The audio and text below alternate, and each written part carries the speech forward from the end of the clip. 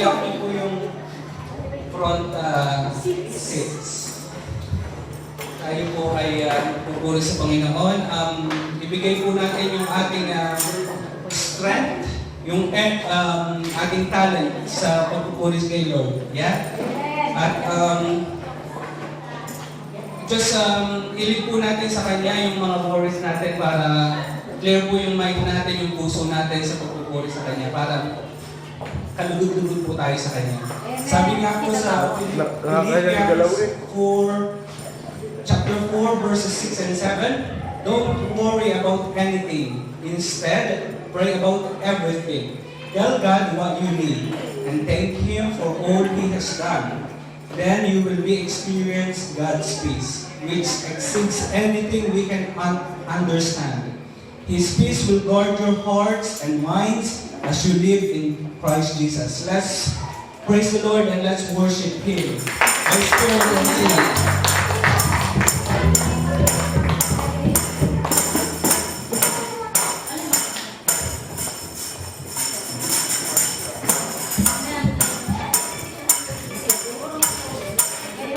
Parang nahihiyak po ba tayo sa ating Panginoon? Come on, let's make louder voices than that, amen? Come on, let's make some noise for God. Nagkakakinig po ba?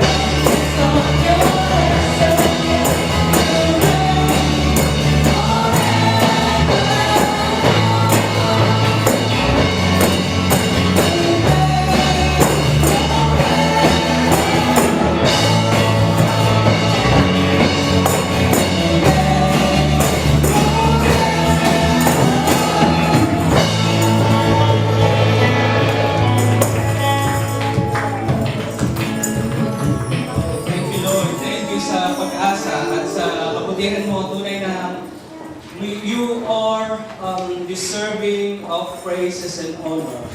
So we have to glory our God.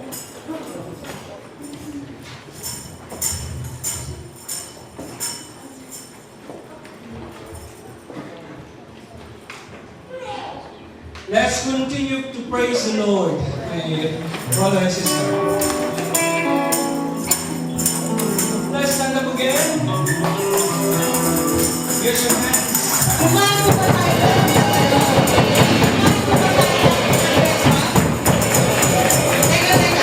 May parang hindi tayo kumakain ng ng pagkain ng ating Panginoon. You know what? God is also looking at in our hearts, amen? I know that God is not looking at the numbers of the church. Ilan na po tayo, hindi pa tayo natin ibibigay yung best natin sa ating Panginoon. Come on, God is never heard of this.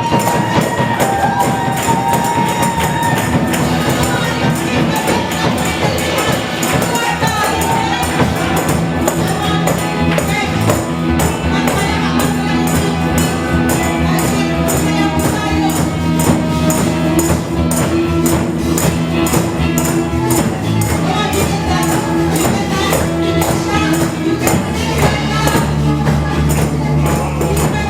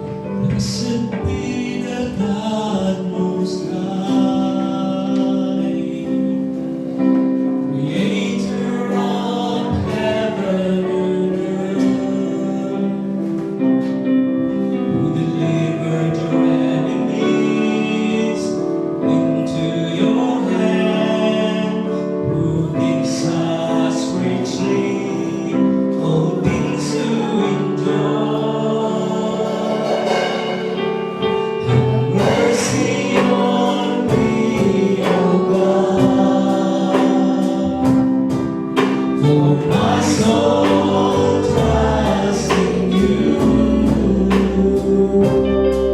In the shadow of your wings, I'll build my refuge until these calamities have passed by. I cry out to God Most High.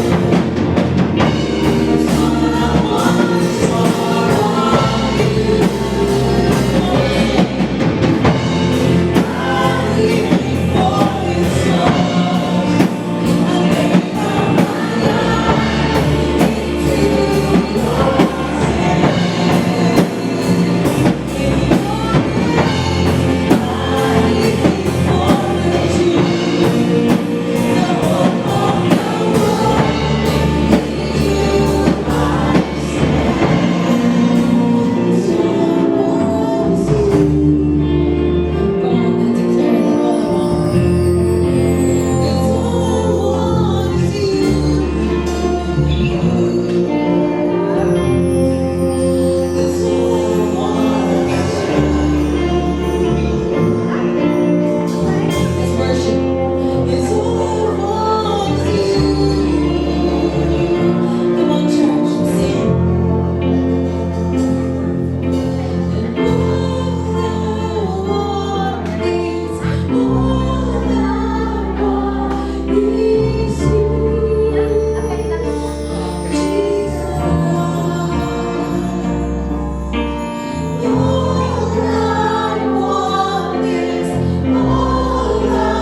want is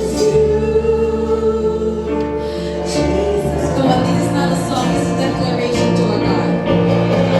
All I want is you. Jesus, come on, in your problems, in your financial problems, declare. All I want is you. Jesus, all I want.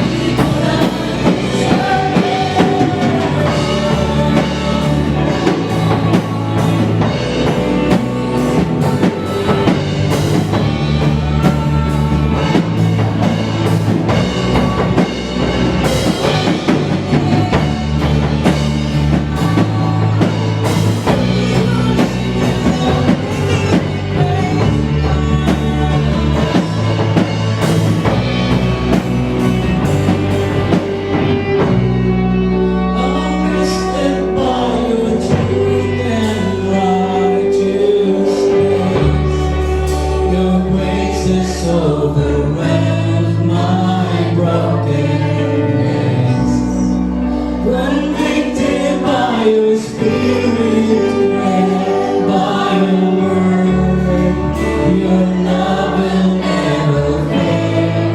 Your love will never fail.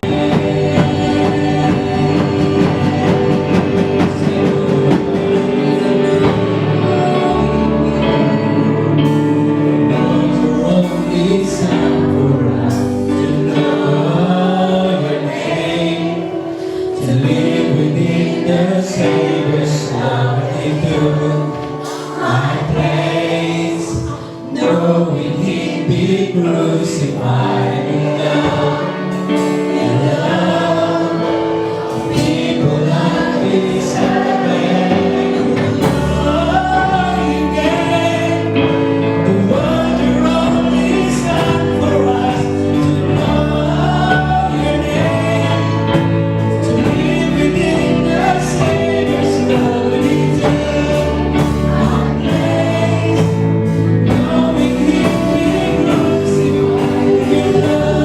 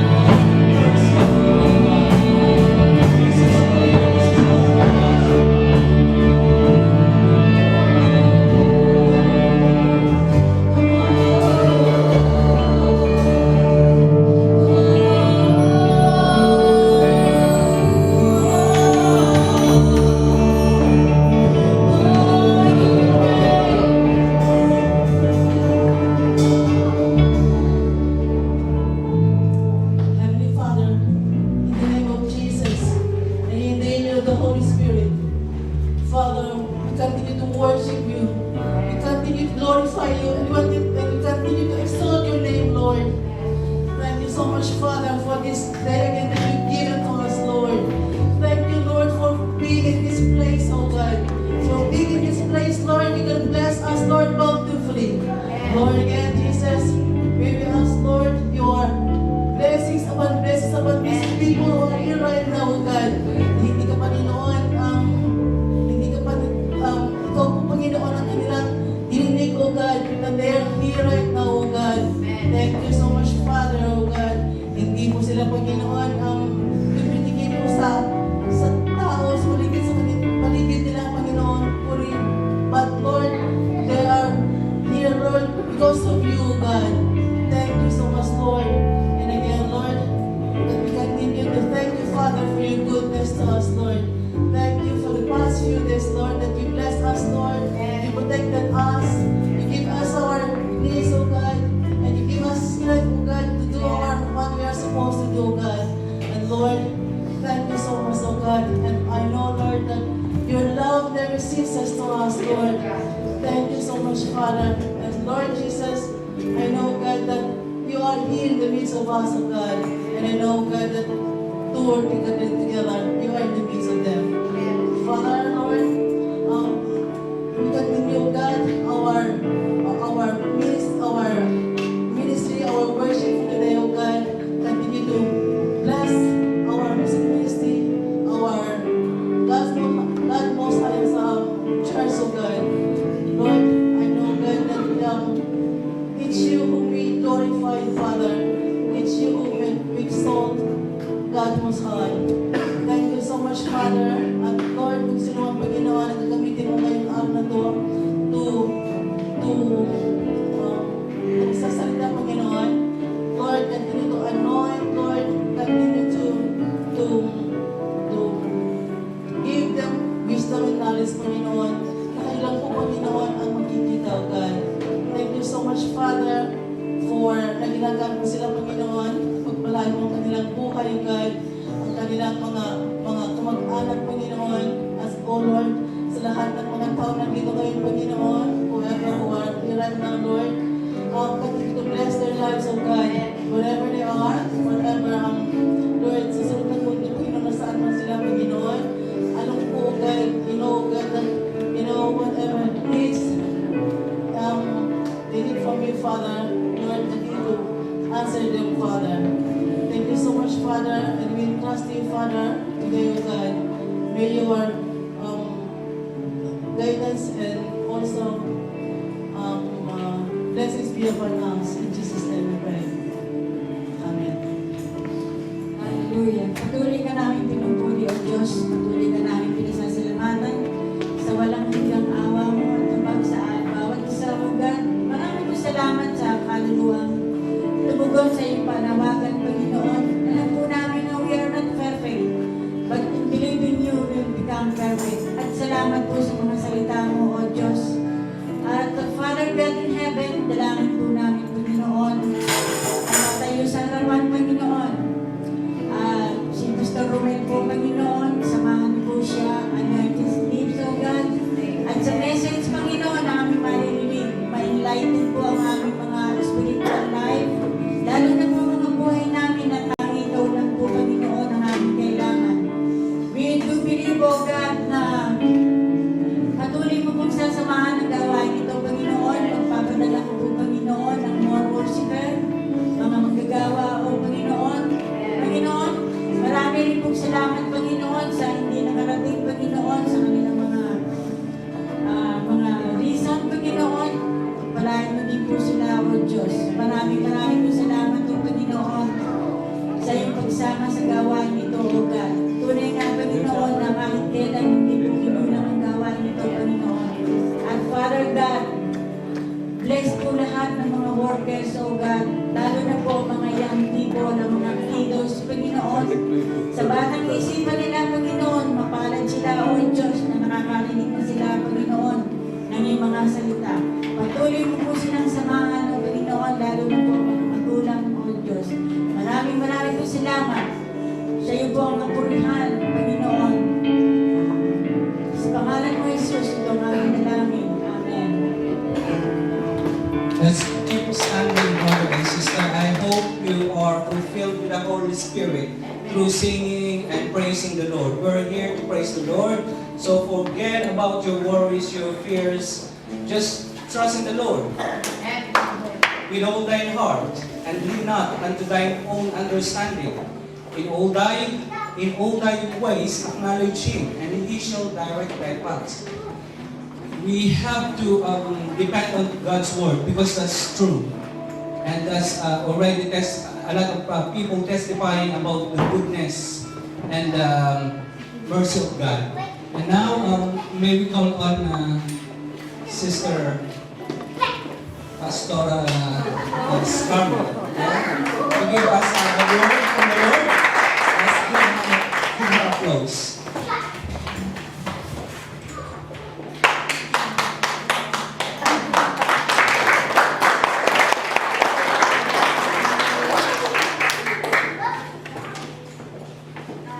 Magandang hapon po sa lahat. Kinakabahan kayo? Okay na kabahan. I'm nervous. Our text for today is about Colossians chapter 3, verses 16 to 17. And it says, let the message of Christ dwell among you richly as you teach and admonish one another with all wisdom through psalms, hymns, and songs from the Spirit, singing to God with gratitude in your hearts. And whatever you do, whether in word or in deed, do it all in the name of the Lord Jesus, giving thanks to God the Father through Him. Let us pray.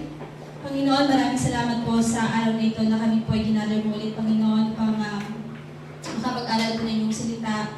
We pray, tunay nga Ama, na wala pa kami magagawa kung hiwalay ka sa aming mga buhay. Kaya we pray, Father, na i-pour out po ang inyong blessing, i-pour out po ang inyong Holy Spirit, Panginoon, na mag-lead sa aming Panginoon, na magsasalita at makikinig sa inyong salita, O Lord God. Continue to pour out your wisdom, knowledge, and understanding sa bawat isa sa aming Panginoon. Maraming salamat, Ama. We declare victory and we declare blessing at blessing sa buhay ko ng bawat isa.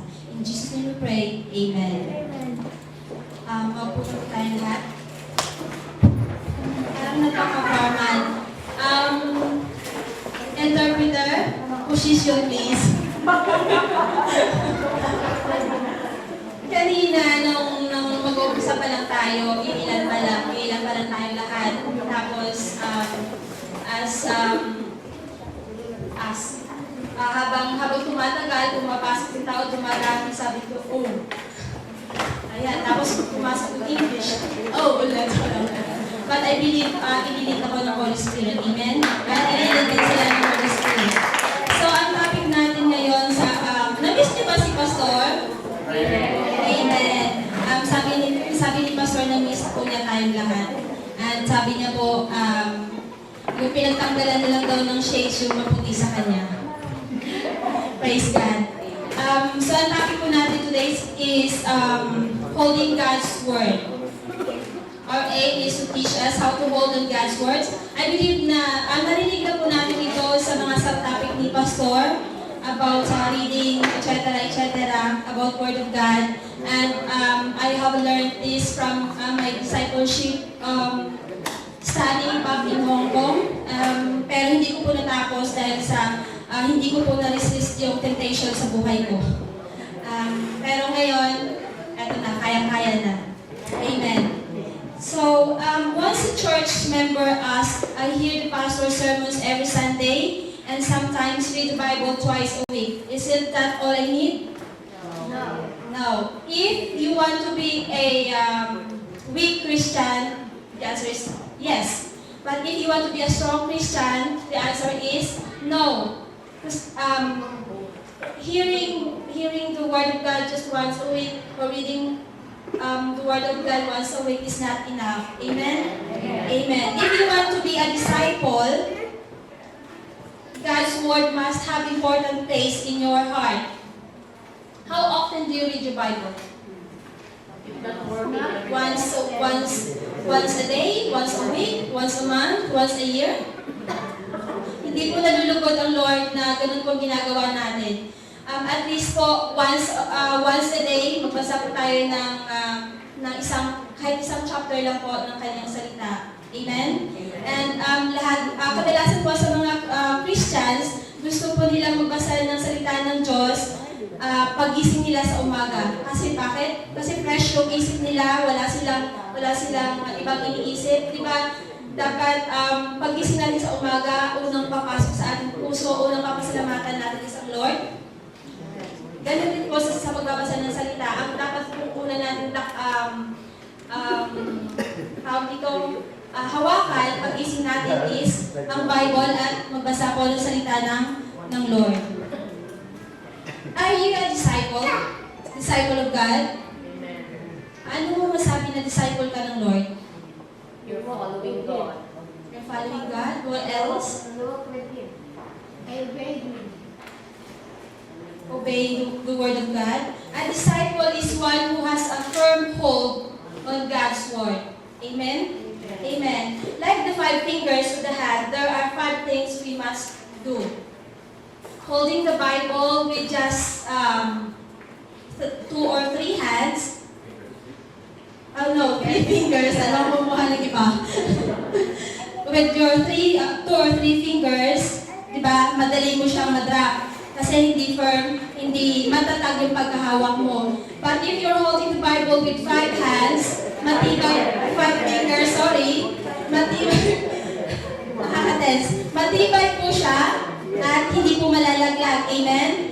Ganon din po sa spiritual na buhay natin, na pag ang 4 na ways na yun is gamitin po natin, matibay po ang ating pagkakahawak sa salita ng Lord. Amen? At lalago po tayo spiritually. Ano ang 5 mga ways na yun? Una, hear or hearing the Word of God. Sabi po sa Romans chapter 10 verse 17, consequently faith comes from hearing the message, and the message is heard through the word of Christ. So faith starts from hearing the message. And hearing the message, makakapakinig lamang tayo ng salita ng Lord kung may nagbabahagi ng kanyang salita. Kaya po, at ito ang ginagawa natin ngayon, nagbabahagi po tayo ng salita ng Lord para marinig po ng lahat. Amen? Amen.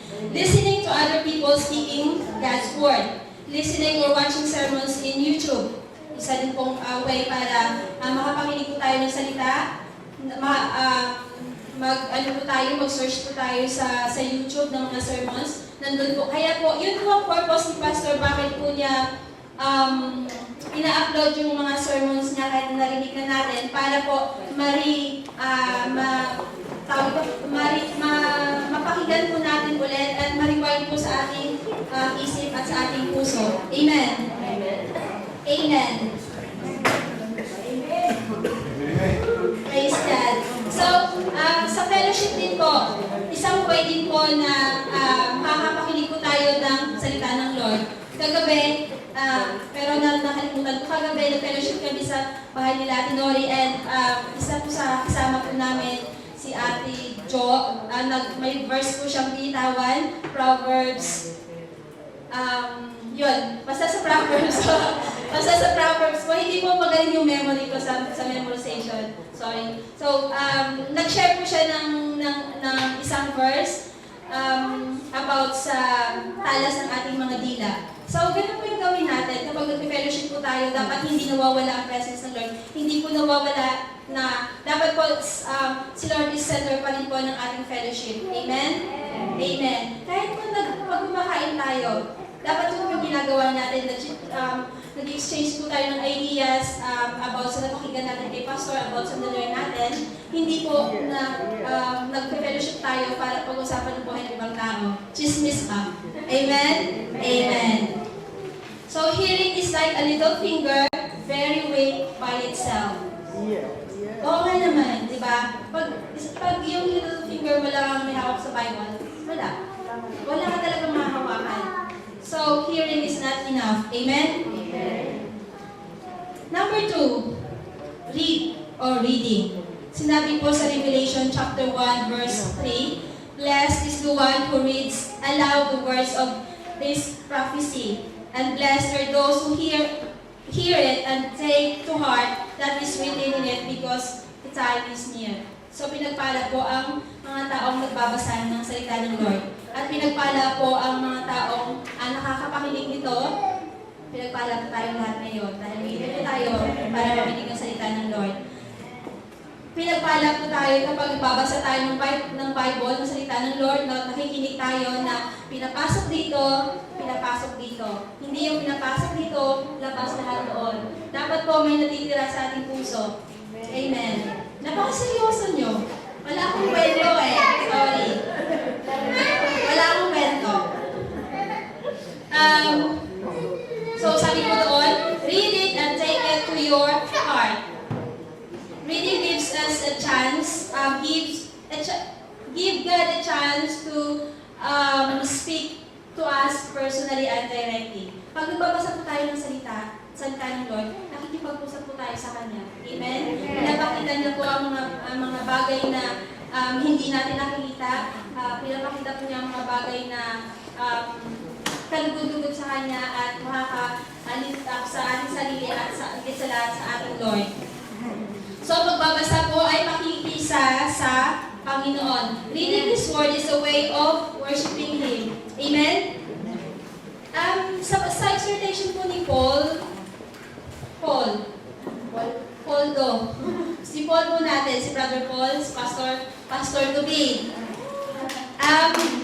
Diba, kung maalala po ninyo na nag-share po siya, hindi ko lang din maalala, na yung timing po sa pagbasa ng, tama ba yun? Yung timing ng pagbasa ng Word of God, na I'm not sure, pero basta ako dun sa Word of God, hindi lang po ako nakapakinig ng maayos, pero huwag niyo po tularan yun. Kasi dapat po, yung pag nakikinig po tayo ng salita ng Lord, ay nag-take down notes din po tayo.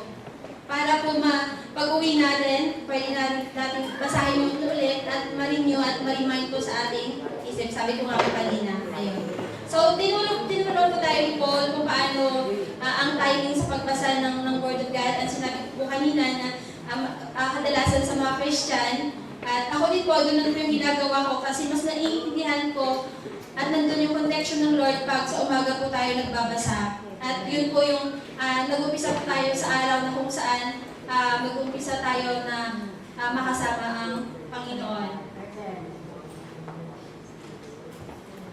Reading regularly is like the second finger. It helps you hold God's Word a little more strongly. Pag dalawang daliri. At least, pag ipato ko yung Bible, ganito, pwede.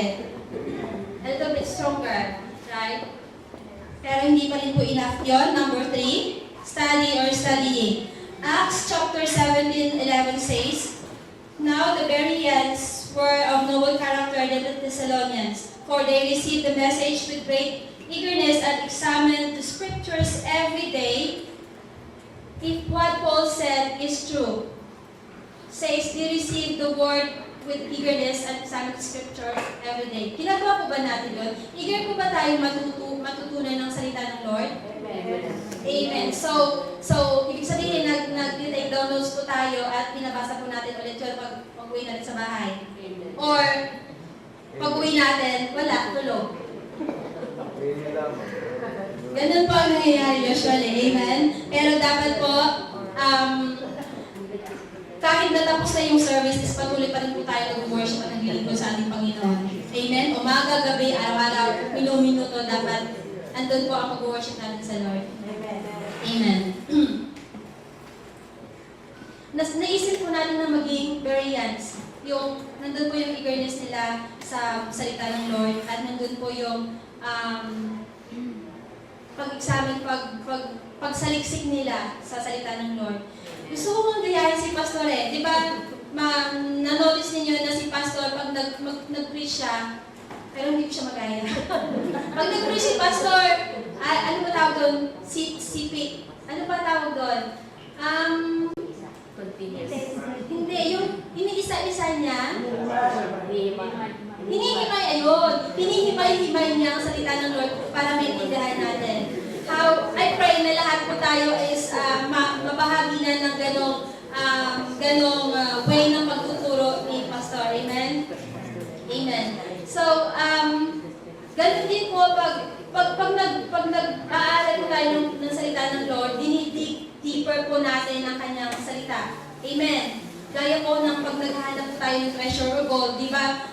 Iikot-ikot ka dyan kasi gusto mo talagang maano yung treasure ng Lord. Ay, yung treasure or yung gold. Amen? Ganon din po dapat sa ating Panginoon. Dapat eager din po tayo at dinidig po natin deeper ang kanyang salita. Amen. So, studying the Bible takes time. It requires discipline and hard work. Ganun nga po yung sinabi ko sa akin kanina na kailangan po nating mag-dig deeper, kailangan na nandun po yung disiplina natin, yung hard work natin, yung patient natin sa pakikinig at pagsasaliksik sa salita ng Lord. Amen? Amen. Amen. Study, it is like the longest finger in your hand. It greatly strengthens and you grip on God's Word.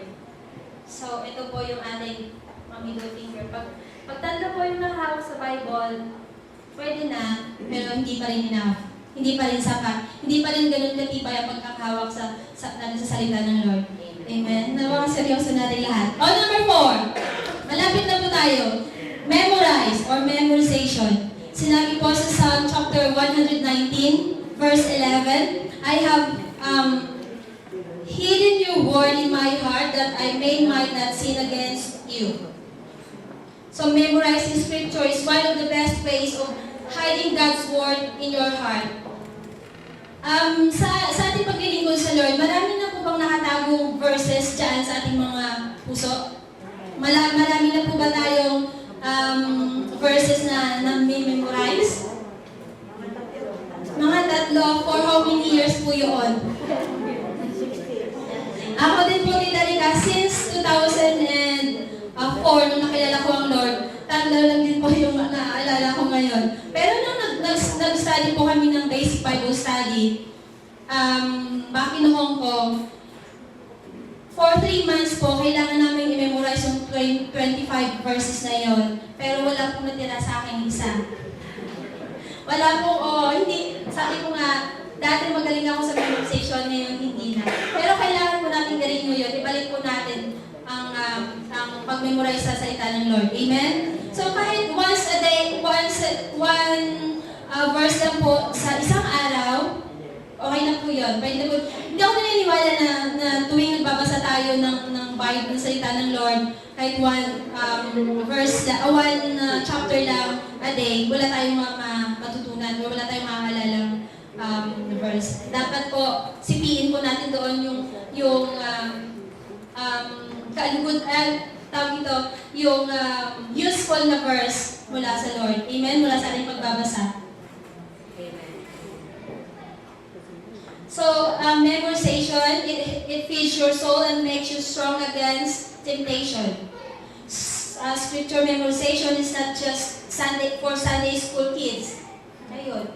So, kailangan natin mga adults, kailangan po natin na mag-memorize ang salita ng Lord. Hindi lang po yung kids. Yung kids po, wag akong naghahawak sa kanila. Pag hindi po ako ready, ayun, verse yung na ko sa kanila. So, kailangan po maging kagaya din po tayo ng mga kids. It is the important mark of a disciple of Christ. So, kung sinasabi po natin na disciple tayo ng Lord, dapat po nag-memorize tayo ng salita ng Panginoon. Amen? Memorization is a powerful way to transform your spiritual life. If you give value and importance to God's Word, you will get serious about memorizing significant portion. Yun po yung sabi ko kanina na kung nagbabasa po tayo ng salita ng Lord, kahit one chapter a day, may kailangan po may kunin tayong useful na verse doon. Amen? Significant portion. Memorization helps you make wise decision. How? Kasi kung may mga problema tayo, may mga decision tayong gustong gawin sa ating buhay, and ipinag-pray natin sa Lord yun, kung hindi tayo sigurado, kapag ipinag-pray natin yun sa Lord, ililid tayo ng Lord sa mga verses na nakatago sa ating mga puso. Amen? Amen. Good. So, kailangan po natin talaga mag-memorize ulit. Memorization is like your index finger on the hand. Strong and powerful. Powerful magturo, powerful mangaway. So, pag apat daliri ang may hawak sa inyong Bible, ano ba apat? Ganito. A bit stronger na siya. Or ganito. Pero kulang pa po ng isa. Number 5, meditate. Ito yung po yung para sa akin pinakamahirap na paraan ng paghawak ng salita ng Lord. Kasi po mahirap mag-meditate ng salita ng Lord without the leading of the Holy Spirit. Amen? Sabi po sa Psalm 1, chapter 1, verse 2, "But his delight is in the law of the Lord, and on his law he meditates night and day." No, it's Psalms po. Sorry. Psalms chapter 1, verse 2. So, sabi ko doon, nagagalak siyang laging magsaliksik ng banal na aral. Ang utos ni Yahweh siyang binubulay sa gabi at araw. Yun po dapat natin ginagawa, hindi po yung mga rubbish na usap-usapan sa labas. Amen? Amen.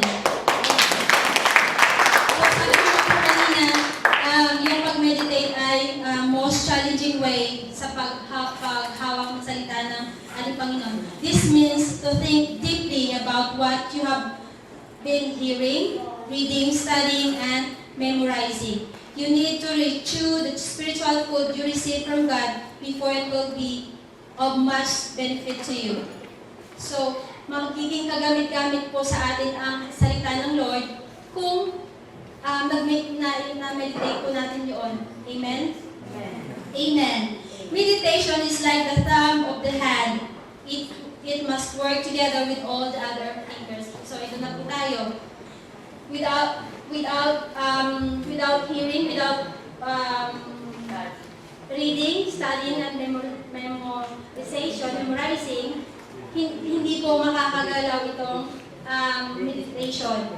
So, kailangan nag-work po silang lima. So, kapag hinahawakan po natin ang Bible ng apat na daliri natin, mahirap pong mawala. Amen? Ganyan din po sa ating spiritual na buhay na kapag ginagamit po natin ang limang ways na yon, yung hearing, reading, studying, memorizing, and meditation, mahirap po tayong maagaw ng kaaway sa ating Panginoon. Amen. Amen? At lalo po tayong lalago spiritually. Amen. Amen. Ayun na po.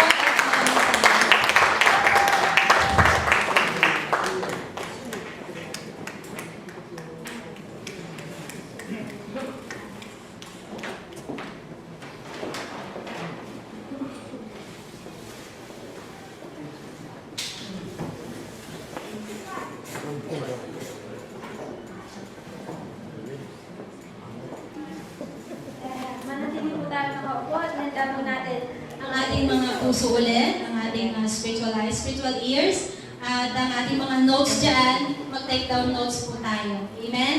And magpapatuloy po sa pagtuturo ang ating in-charge pastor, si Pastor Romel po.